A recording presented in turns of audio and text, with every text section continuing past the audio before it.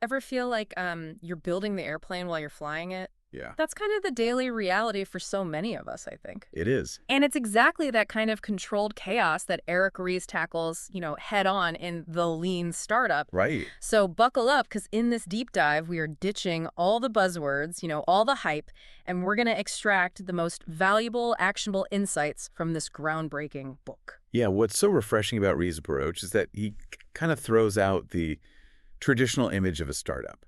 Okay. It's not just about, like, tech whiz kids in Silicon Valley. Like, he argues that a startup is any group, big or small, Mm. facing, massive uncertainty while trying to create something new. So that could be a Fortune 500 company launching, a new product, or like you said, even someone working on a side hustle in their living room. Absolutely. Yeah, it's about the context, that feeling of venturing into the unknown rather than just the product or, like, company size. Right. And Reeves knows a thing or two about navigating that uncertainty. He co-founded IMVU, the online avatar platform. Yeah. And their early days were all about embracing what he calls validated learning. Okay, let's unpack that. Validated learning sounds like, something we should all be doing, but what does it actually look like in practice? Yeah, it's the difference between just building something and constantly testing whether you're building the right thing. Right. The IMVU team had this, well, let's call it a learning experience with their instant messaging add-on. I'm sensing a story here.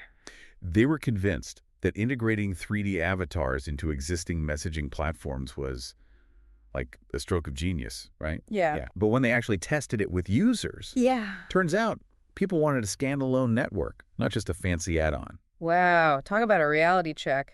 Yeah. Yeah. It makes you wonder how often we assume we know what others want without actually, asking All the time. for. And that's where the minimum viable product, the MVP, comes in. Yes. It's about designing the smallest, fastest experiment to test your assumptions. Right. And sometimes those experiments can be surprisingly lo-fi. Case in point, Groupon. Remember those early days when they were sending out handmade PDFs and pizza coupons? Oh, yeah. It wasn't pretty, but it got the job done. Exactly. Yeah, the goal isn't to launch a perfect product right out of the gate. It's about maximizing learning with minimal effort. Right. Even a seemingly high-tech service can start with a concierge MVP. Concierge MVP. Sounds fancy. What is that? Think of it like this. Hmm. Imagine you have an idea for a service that relies heavily on automation. Okay. Instead of building all that tech up front, you actually do it manually for your first few customers. Okay. It's like a white glove service that helps you validate not just demand, but also your entire operational model. Ah, so it's like how Zappos, the online shoe retailer, started by fulfilling orders manually to test their logistics and customer service before going full scale. Right. They were validating their entire business model, not just whether people wanted shoes. Precisely. But even with, a brilliantly designed MVP, you need to know what to measure. Right. It's easy to get caught up in what we call vanity metrics. Oh, I know those all too well. Yeah. Website visits, social media followers, they look good on paper, Right. but don't always tell the whole story. You need innovation accounting. Okay. Instead of just like website visits, focus on customer lifetime value or conversion rates specific to your product. Right, right. Look at Grocket, the test prep platform. They thought they were killing it based on user numbers. Yeah. Then they took a closer look at their data and discovered that positioning themselves very clearly as a serious test prep platform, even requiring upfront registration, had a bigger impact than anything else they were doing. Wow. They were initially blinded by vanity metrics. So they were optimizing for the wrong things. Yes. It's a classic example of how the right data can be a complete game changer, It is. It's not just about working hard, it's about working smart. But what happens when, despite your best efforts, you're just not seeing the results you expected?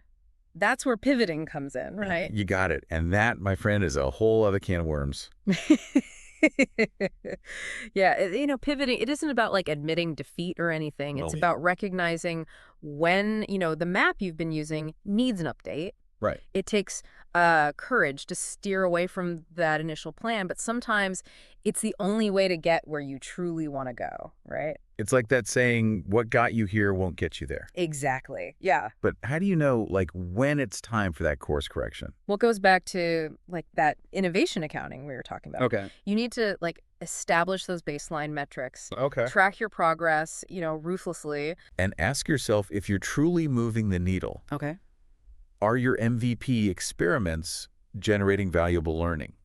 Right. Is there a clear engine of growth starting to emerge? Something that drives, sustainable, scalable growth for your business model. Right. If not, it might be time to consider a new direction. So you're saying even if a company is seeing some positive growth, Right. it doesn't necessarily mean that they're, in the clear. Right. They need to make sure it's not a fluke, Right. that there's like a real system driving that growth. Exactly. Like pumping a ton of money into advertising might bring in customers initially. Right. But if those customers aren't sticking around, Right. if they're not becoming like raving fans who tell their friends, Yeah. that growth isn't sustainable. It's like building a company on a foundation of sand, right? It might look good for a while, but Yeah. eventually. Yeah, it all comes crashing down. Exactly. So besides like tracking the right metrics, Right. are there any other like tools or techniques that can help us, navigate this Yeah. tricky territory of pivoting? Sure. Remember the 5 whys technique we discussed earlier? Yes. That's not just for like technical troubleshooting. Right. It's a powerful tool for diagnosing any kind of problem, Right. including those that might, signal a necessary pivot. So if a company's growth is stagnating, Right. they could use the 5 whys to kind of dig deeper and figure out why. Exactly. Yeah. Like, let's say a company launched an online platform Okay. and their user engagement is, flatlining. Right. They could ask, why aren't users engaging? Right. Maybe the platform's too difficult to use. Right. Why is it difficult to use? Maybe the onboarding process is clunky. Mm. Why is the onboarding process clunky? And so on, right? Right. Each why helps you peel back a layer of the problem until you get to the root cause. Right. It might turn out that the problem isn't the platform itself, Right. but a lack of clarity about their target audience, Okay. or a disconnect between the platform's features and their users' actual needs. Right.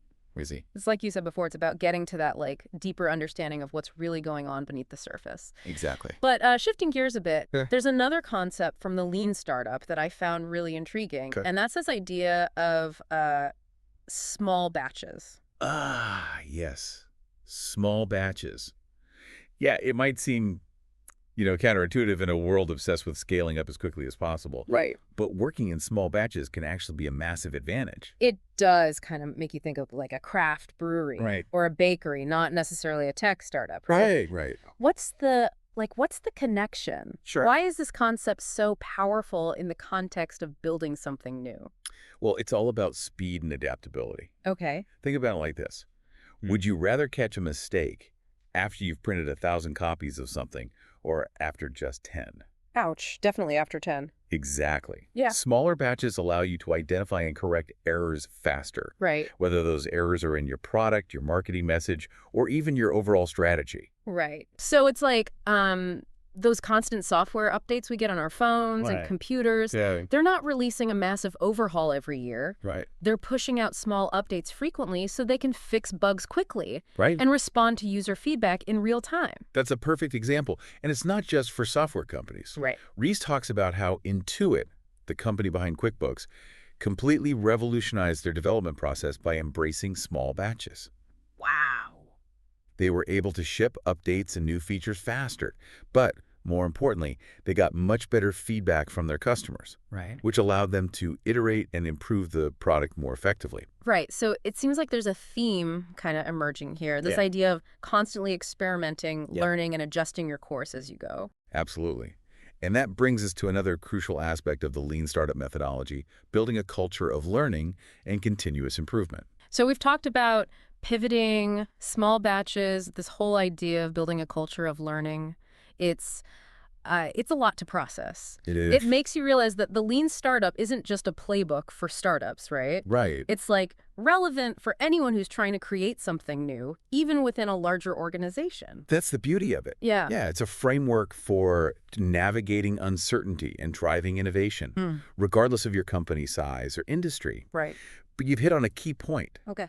It's not enough to just, understand these concepts intellectually. Right. You need to embed them in the, DNA of your organization. Right. Easier said than done, right? How do you actually create that kind of culture where experimentation and continuous learning are encouraged, not feared? Yeah, well, it starts with leadership. Okay.